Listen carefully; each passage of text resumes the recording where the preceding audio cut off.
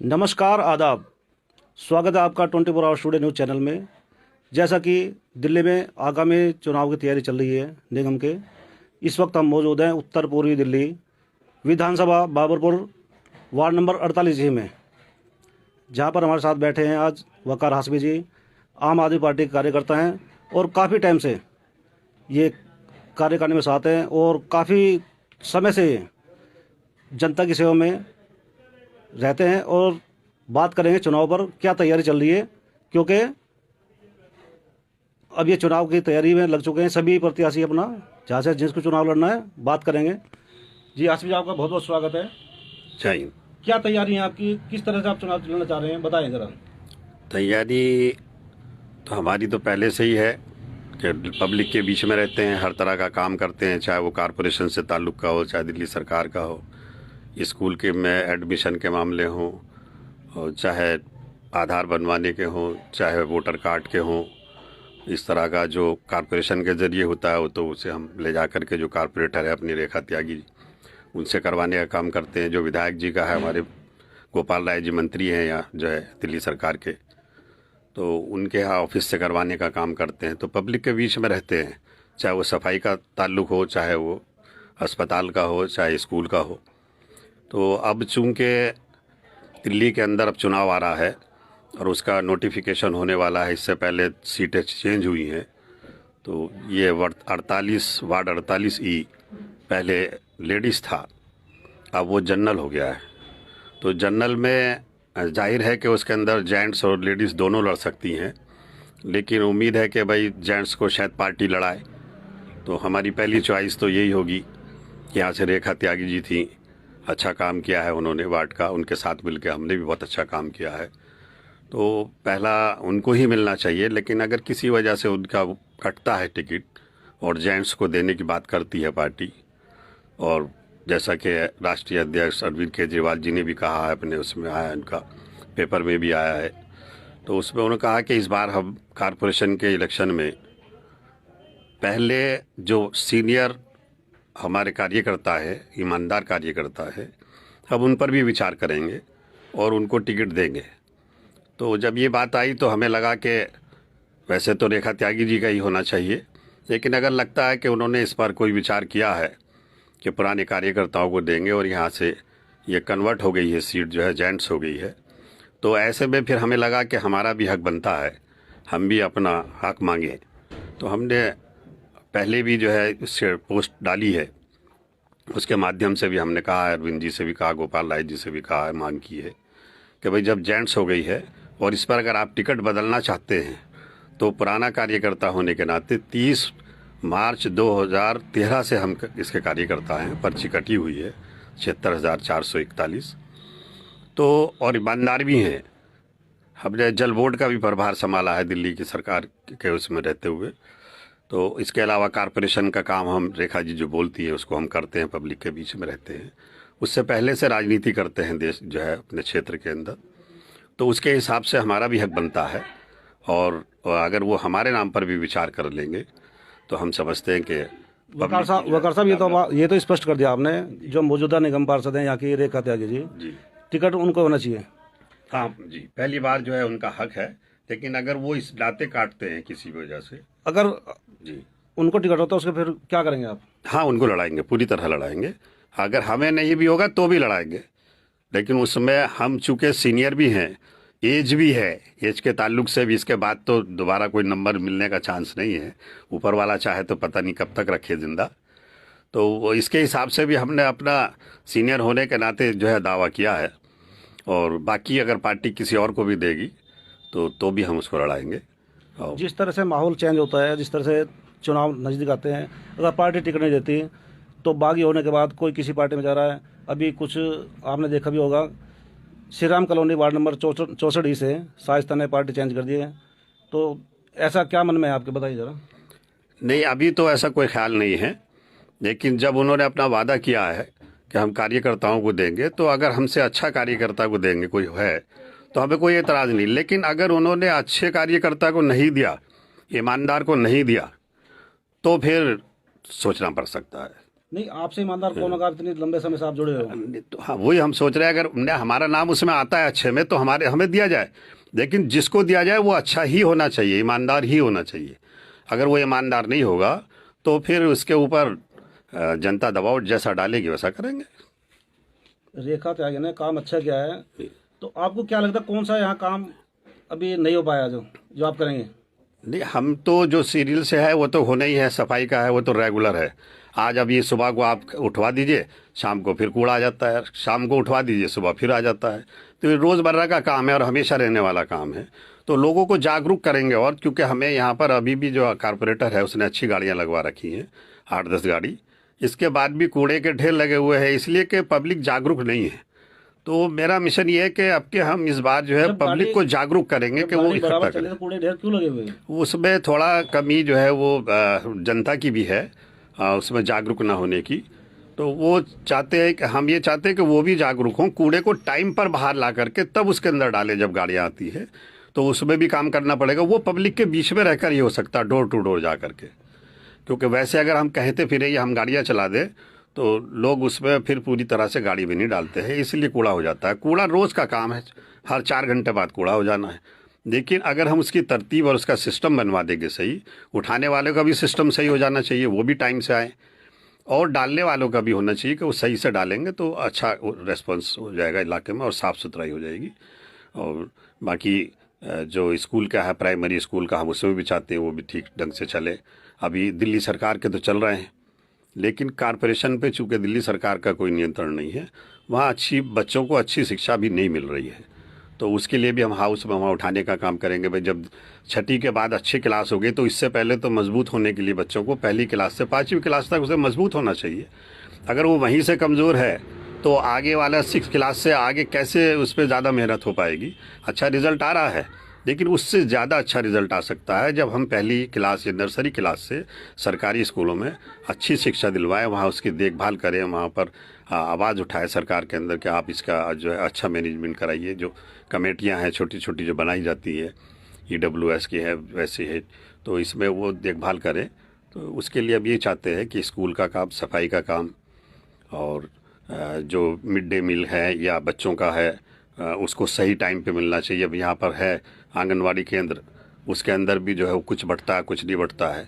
अगर हम ज़्यादा उनसे कहने की कोशिश करते तो कहते जैसा मिल रहा हम वैसे ही दे रहे हैं। तो वो अब जैसा मिल रहा वैसे दे रहे हैं, तो इसकी आवाज़ तो हम हाउस में उठा सकते हैं कि कैसा मिलना चाहिए। डॉक्टर साहब, ये तो सारी चीज़ें रूटीन में चल रही है, बताइए आपने। अगर युवा प्रतिनिधि आपके सामने आता है, या आपने अपने बताई एज के रिकॉर्डिंग, अगर युवा को चांस मिलता है उसके बारे में क्या कहेंगे? कौन से प्रत्याशी आपके पास युवा नज़र आ रहे हैं? नहीं, युवा का तो हमने अपनी तरफ से हम इसकी नहीं कह रहे हैं कि हमें मिलना चाहिए। हमें तो जब राष्ट्रीय अध्यक्ष जी ने ऐसा कहा है और उन्होंने अपनी जो पेपर में भी निकाला है उसमें आया है कि हम पुराने कार्यकर्ताओं को देने की बात करेंगे, इस बार देंगे अच्छे कार्यकर्ताओं को। तो उस नाते हमने भी सोचा कि हमसे ज़्यादा सीनियर उम्र में और उसमें और कौन होगा, इसके बाद का कौन सा टाइम आएगा नहीं आएगा, तो उस नाते हमने उसके अंदर दावा किया है। और अगर वो देते हैं यंग लड़कों बच्चों को तो विरोध नहीं है, लेकिन वो अपनी बात का पास नहीं रखेंगे। फिर क्या कोई नाम बताना चाहेंगे आप यंग में?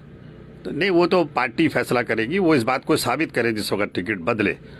यंग तो जो रेखा त्यागी जी है वो काम कर रही है, अच्छा सा काम कर रही है। आपके क्षेत्र से भी काफ़ी लोग यहाँ हैं और काफ़ी मेहनत कर रहे हैं आम आदमी पार्टी में, तो उसके बारे में क्या कहेंगे? और युवा पीढ़ी भी लगी हुई है। युवा पीढ़ी में तो मुझे नहीं लगता कि कार्यकर्ताओं में अभी कोई ऐसा आदमी है। हाँ, सीनियर ज़रूर हैं और भी, तो मैं उनका विरोधी नहीं हूँ, लेकिन जो चीज़ कही गई है कि वो हम अच्छा देंगे, ईमानदार देंगे, तो अगर वो क्वालिटी है और में तो ठीक है, हम उसके लिए तैयार है, कोई दिक्कत नहीं है। तो ये बिल्कुल मन बना लिया आपने, आप इलेक्शन की पूरी तैयारी है आपकी? जी, इलेक्शन की तैयारी है। पार्टी जैसी डिक्लेयर करेगी, हमें कहेगी तो हम बिल्कुल मैदान में रहेंगे। और बस इंतज़ार यही देख कर रहे हैं कि अपनी, चूँकि वो हमेशा जो बात कहते हैं अरविंद जी उसके ऊपर चलते हैं, और यही उनकी क्वालिटी है, काम कराने की भी और अपनी बात को पूरा करने की भी।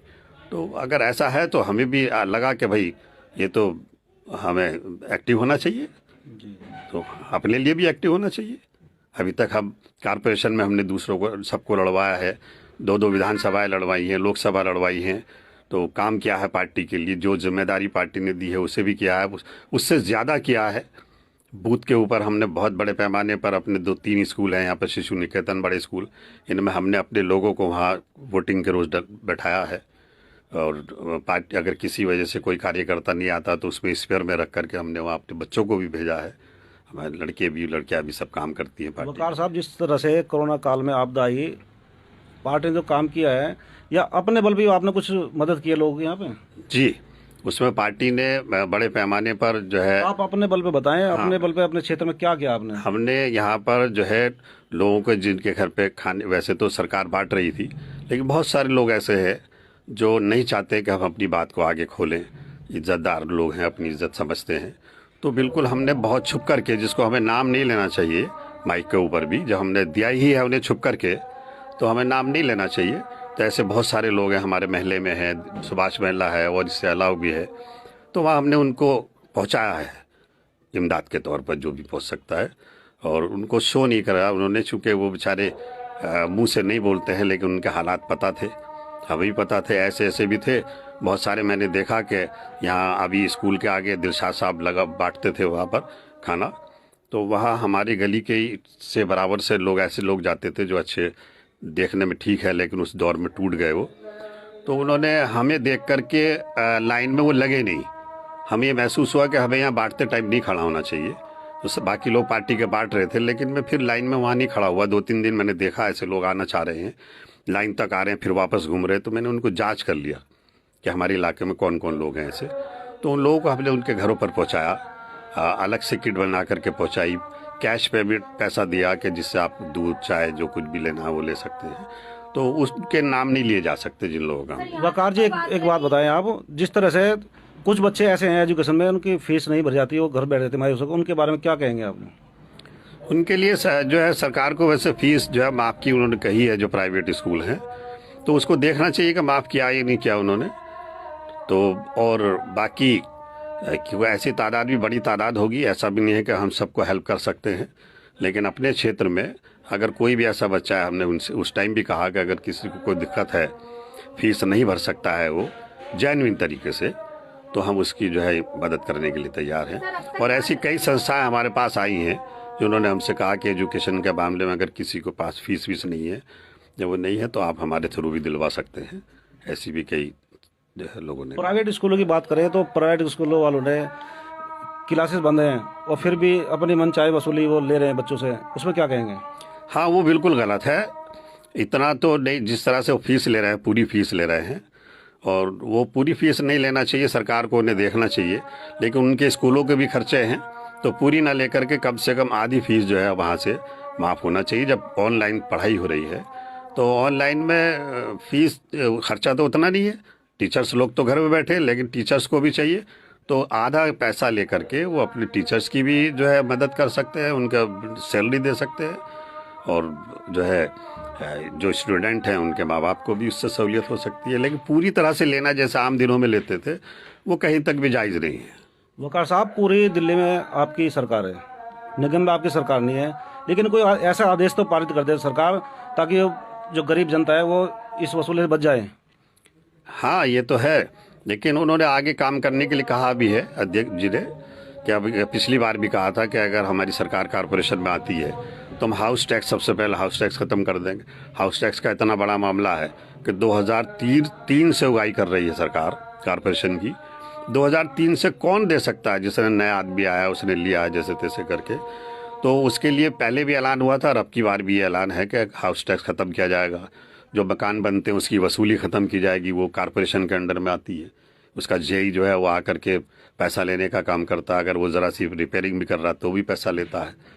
तो वो आएंगे तो उसके ऊपर काम करेंगे और ज़्यादा जोर देंगे कि कोई भी इस तरह की उगाही ना हो, और जो है वो इस पर कॉरपोरेशन में जो है कोई भी इंजीनियर इस तरह से उगाही ना कर पाए, तो उसमें भी काम करें। ये सब चीजें तो अब तक रही, आपने सपोर्ट में सबके काम किया या क्या नहीं किया जी। लेकिन अगर सरकार आपको मौका देती है तो आपका अपना नया एजेंडा क्या होगा? नया एजेंडा, आप जनता के लिए क्या तोहफा लेके आएंगे?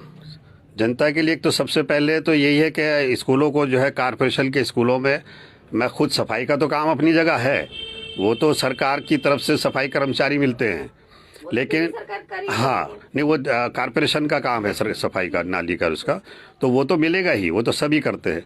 लेकिन स्पेशल जाकर के स्कूलों में जाकर के देखना, प्राइमरी स्कूलों में जहाँ से दिल्ली सरकार का कोई नियंत्रण नहीं है, उसमें कोई अधिकार भी नहीं है, तो उनको जाकर के देखना, वहाँ पर उसके लिए काम करना, हाउस में उनके लिए ज़्यादा से ज़्यादा बच्चों के लिए वहाँ सुविधाएं हो, उसके लिए आवाज़ उठाना वहाँ पर, उसके लिए जो है उनको कोशिश करके दिलवाना। और बच्चों को भी जो है हम चाहेंगे कि अपनी एक टीम ऐसी बना करके जो बच्चे इसको पढ़ने के काबिल हैं लेकिन नहीं पढ़ाते हैं माँ बाप, उनको जा कर के जागरूक करेंगे। तो शिक्षा पे हम ज़्यादा जोर देंगे, शिक्षा पे और स्वास्थ्य। तो जिस तरह से आजकल नए नए चेहरों को लगातार चांस दिए जा रहे हैं, नया चेहरा नई सोच, तो क्या लगता है आपको? आपका चेहरा बहुत पुराना है, बहुत तजुर्बेकार है, आप बिल्कुल बेहतर जानते हैं, लेकिन क्या आपके तजुर्बे और नए चेहरे में कोई कंपटीशन हुआ तो आप क्या करेंगे? बस यही तो चीज़ देखने की है। अगर ऐसा करते हैं कि भाई नए चेहरे को देते हैं, आने वाले पैरासूट वाले को देते हैं कि भाई नहीं हम, तो ये सीट तो ऑलरेडी जीती हुई है। जहां कॉरपोरेशन में हमारे कैंडिडेट नहीं हैं, जीते हुए नहीं है, वहाँ हमारे काउंसलर नहीं है, अगर वहाँ कोई दूसरी पार्टी से आ रहा है आप उसको दे रहे हैं, तो उसके लिए थोड़ा सा सोचा जा सकता है कि चलिए भाई पार्टी से आना है, और वो सीट कॉरपोरेशन की आम आदमी पार्टी की है भी नहीं। जो आम आदमी पार्टी की सीट ऑलरेडी है, काउंसलर है वहाँ मौजूद, फिर वहाँ किसी को पैरासूट के जरिए उतारना या नए लोग जो अभी पार्टी में ये तो लगता है कि जब इलेक्शन होने वाला होता है तो दूसरी पार्टी से लोग आना शुरू हो जाते हैं, उससे बाहुबली भी आते हैं, पैसे वाले भी आते हैं, बहुत अच्छे अच्छे शरीफ लोग भी आते हैं। तो इसका मतलब ये नहीं हुआ कि जो सीट जीती हुई है हमारी पहले से है, हम उसके ऊपर किसी नए आदमी को दे दें जो अभी का आया हुआ हो। वो मैं समझता हूँ कि कहीं से भी जो है बात जायज़ नहीं है, और वो सूट नहीं करेगी उनको, जो है अरविंद जी को। अगर सरकार आपके चेहरे और आपके एक्सपीरियंस को मौका दे रही है तो आपका जनता के लिए क्या नया तोहफा होगा? जनता के लिए, जनता तो मैं समझता हूँ कि इतना प्यार करती है कि जनता खुश हो जाएगी, और जनता हमसे खुद कहेगी आकर के कि आप जो कुछ हमारे लिए ये चीज़ करिए, तो हम उसके लिए इंशाल्लाह करेंगे। और ख़ास तौर से मैं इस वार्ड में चाहूँगा कम से कम 2 ऐसे लाइब्रेरी हो जिसके अंदर बच्चों वाली लाइब्रेरी हो, जिसके अंदर बच्चा बैठ के पढ़ भी सकता है और ऑनलाइन जो है वहाँ पे पढ़ाई भी ले, उसके अलावा जहाँ गेम भी हो। तो ऐसे 2 सेंटर खोलने की मैं कोशिश करूँगा कि जिसके अंदर बच्चे आकर के लाइब्रेरी टाइप की होगी, जिसमें वो पढ़ेंगे भी और एंजॉय भी करें। अच्छा वकार जी, विपक्ष कह रही है हम दोबारा सरकार बना रहे निगम में, उसके बारे में क्या कहेंगे?